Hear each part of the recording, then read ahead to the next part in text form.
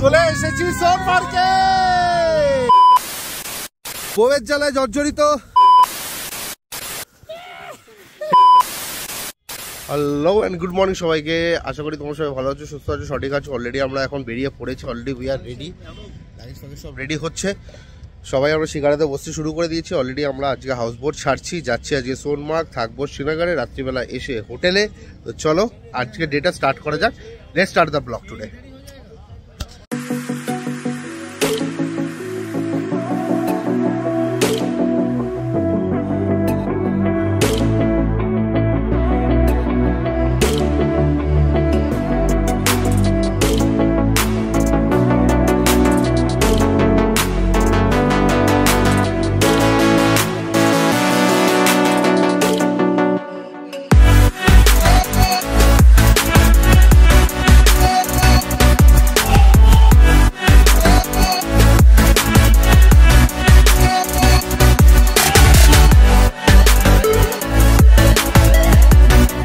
রাস্তার ভিউগুলো এত সুন্দর, ক্যামেরায় ক্যাপচার করার চেষ্টা করলেও ক্যামেরায় করতে পারছি না, দেখতেই মুগ্ধ হয়ে যাচ্ছে, এত সুন্দর। তো একটু মাঝখানে থেমেছিলাম, একটু শরীরটা খারাপ করেছিল ভিতে। তো এখন ঠিক আছে, এখন আমার গাড়িতে উঠছি, যাওয়ার জন্য রেডি। সো এবার বেরোবো, সব উঠছে গাড়িতে। এবার কতক্ষণে পৌঁছাবো দেখি। আর বলছে 45 to 40 কিলোমিটার্স বাকি। আর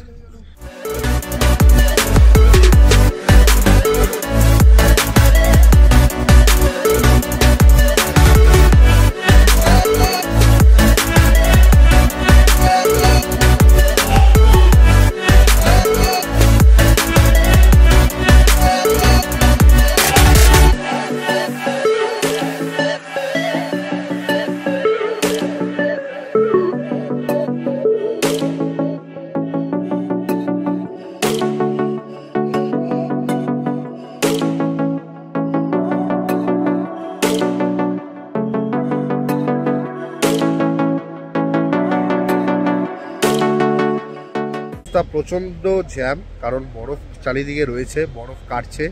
দুটো গাড়ি আপ ডাউন করার জায়গা নেই, তাই যেটা গাড়ি যাচ্ছে আবার স্টপ করাচ্ছে, ওই দিক থেকে গাড়ি আসছে, আবার ওই দিক থেকে স্টপ হচ্ছে, আবার এই দিক দিয়ে গাড়ি যাচ্ছে, সব এরকম সিস্টেমে সব দাঁড়িয়ে রয়েছি। গাড়ি পিছন দিকে দেখো, গাড়ির পুরো লাইন, আর এইদিকের পিছনে অ্যাকচুয়ালি পুরোটা লাইন রয়েছে। ওয়েট করছি। মহল তো হেভি সুন্দর দেখতে, চারিদিকে ঝর্ণায় নল, দেখতে হেভি লাগছে বরফের মধ্যে। তো দেখি কতক্ষণ কি লাগে, কতক্ষণে পৌঁছায় সোনমার্গ।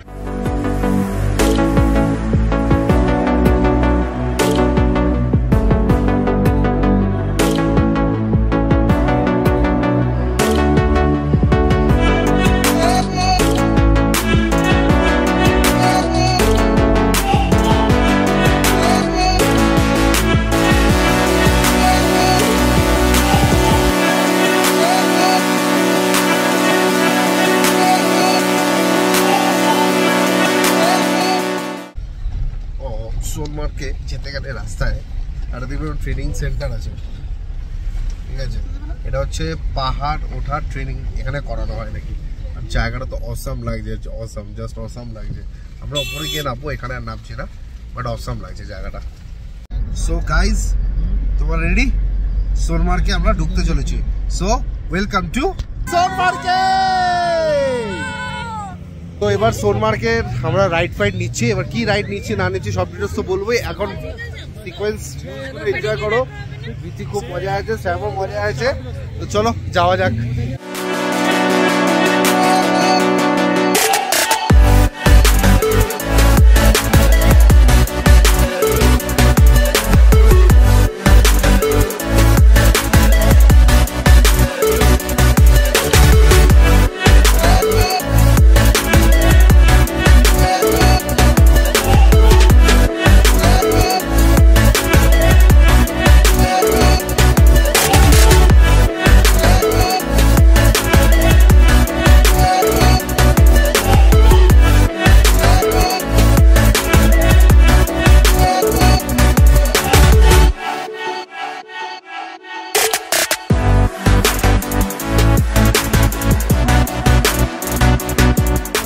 বিচ্ছিরি ভাবে পায়ে বরফ ঢুকছে, দাঁড়ানো যাচ্ছে না, পা ঢুকে যাচ্ছে, এমন এমন অবস্থা। কিন্তু বরফ মারাত্মক, মানে বেশ ডিপ বরফ। মানে আমরা রোটাং পাস যখন লাস্ট গেছিলাম বরফে, মানে মে মাসে, তবু বরফ কম ছিল, কিন্তু এখানে যে মাসে এসেছি অবশ্যই বরফটা বেশি। আমি দেখেছি ধসে যাচ্ছি, দেখো কতটা করে ধসছি, দেখো ধসে যাচ্ছি ঠিকই, কিন্তু মজাও হচ্ছে খুব।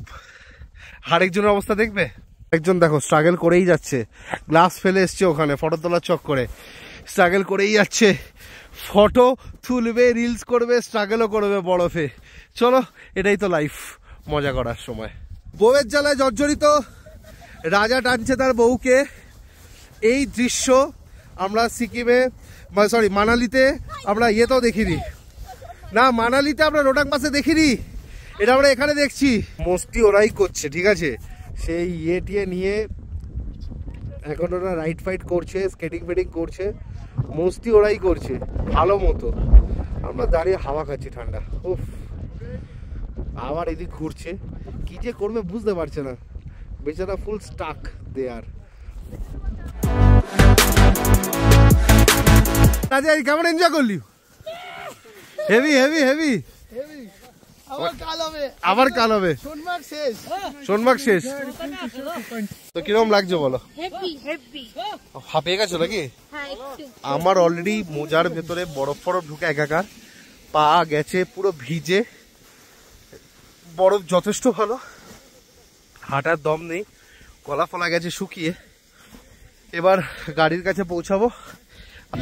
আমরা দাঁড়িয়ে আছি এখন, ইয়েটা ধরবো বলে, কি জানো, স্নো বাইক ধরবো বলে সব লাইনে দাঁড়িয়ে আছি। এখন স্নো বাইক করে নিচে নেমে যাবো। একটু আগে ওয়েদার যা ভিজিবল ছিল, আর এখন ওপরে কিচ্ছু দেখা যাচ্ছে না।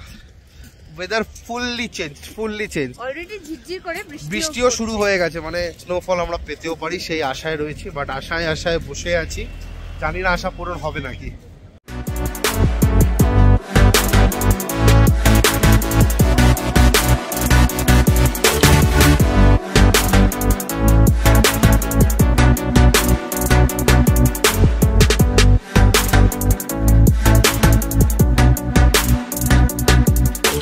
সোনমার্গে এরকম কিছু দেখার কিছু সেরকম কিছু নেই, কিন্তু সোনমার্গে যেগুলো ছিল জোডিলা পাস, লের দিকে যাওয়ার রাস্তা মানে 0 পয়েন্ট, এগুলো তো আমরা যেতে পারিনি, এতটা বরফ ছিল বলে। আর বরফ মিন্স রাস্তা বন্ধ, আর্মি ছাড়া ওখানে কেউ অ্যালাউ নেই। ওটা আর কদিন পর খুলে যেত, মানে বরফগুলো অনেকটা গলে যায়, তো সোনমার্গে আর বরফ থাকে না, তখন ওখানে যায় মানুষেরা।